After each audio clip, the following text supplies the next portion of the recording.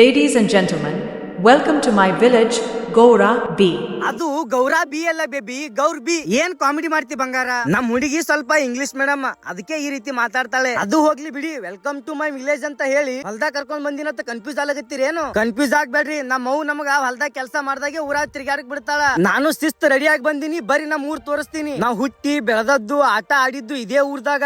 ಆದ್ರ ಪೂರ್ತಿ ಊರ್ ನೋಡಿದ್ದು ನಿಮ್ಮಿಂದ, ಯಾಕಂತ ಮುಂದೆ ಹೇಳ್ತೀನಿ ನೋಡ್ರಿ. ಇದು ನಮ್ಮ ಊರ ಅಂಬಾಭವಾನಿ ದೇವಸ್ಥಾನ, ಪಡ್ಡೆ ಹುಡುಗರ ಅಡ್ಡ ಅಂತ ಹೇಳ್ಬಹುದು. ಅರ್ಧ ಹುಡುಗರ ಜೀವನ ಹಾಳಾಗಿದ್ದು ಇಲ್ಲೇ, ಉದ್ದಾರ ಆಗಿದ್ದು ಇಲ್ಲೇ. ಮತ್ತೆ ನಾವು ಇಲ್ಲಿಂದ ಮುಂದೆ ಹೋದಿವಿ ಅಂದ್ರ ನಮ್ ಊರ್ ಅಗಸಿ ನೋಡ್ಬಹುದು. ನಮ್ ಊರ್ ಅಗಸಿ ಎಲ್ಲ ನೋಡಿ ಹಾಗೆ ಸ್ಟೇಟ್ ಹೋದಿವಿ ಅಂದ್ರ ಶ್ರೀ ಮಹಾಲಕ್ಷ್ಮಿ ಟೆಂಪಲ್ ನೋಡ್ಬಹುದು. ದೇವಸ್ಥಾನ ಬಿಟ್ರ ಹಾರ್ಟ್ ಆಫ್ ದಿ ಗೌರ್ಬಿ ಅಂತಾನು ಕರಿಬಹುದು ಈ ಒಂದು ಪ್ಲೇಸಿಗೆ. ಮತ್ತ ನಾವ್ ಅಲ್ಲಿಂದ ಹಾಗೆ ಸ್ಟೇಟ್ ಹೋದಿವಿ ಅಂದ್ರ ಶ್ರೀ ಅಮ್ಮೋಘ ಸಿದ್ದೇಶ್ವರ ದೇವಸ್ಥಾನ ನೋಡ್ಬಹುದು. ಹಾಗೆ ನಮ್ಮೂರಲ್ಲಿ ಅತಿ ಹೆಚ್ಚು ಭಕ್ತರನ್ನು ಹೊಂದಿರುವ ದೇವಸ್ಥಾನ ಅಂತಾನು ಕರಿಬಹುದು. ಮತ್ತೆ ಈ ದೇವಸ್ಥಾನದ ಕಟ್ಟಡ ಇನ್ನ ಕಂಪ್ಲೀಟ್ ಆಗಿಲ್ಲ. ನೀವು ನೋಡ್ತಾ ಇರೋ ಈ ಮೂರ್ತಿ ಭೂತಾಳ ಸಿದ್ಧ ಅಂತ. ದೇವ್ರಿ ಕಾಲ್ ಬಿದ್ದು ಅಲ್ಲಿಂದ ಡೈರೆಕ್ಟ್ ನ ಹೈಸ್ಕೂಲ್ ಕಡೆ ಬಂದ. ಈ ಕಟ್ಟಡ ಒಳಗ ಅದ್ ಎಷ್ಟೋ ಬಿರುಕ್ ಬಿಟ್ಟಾವ.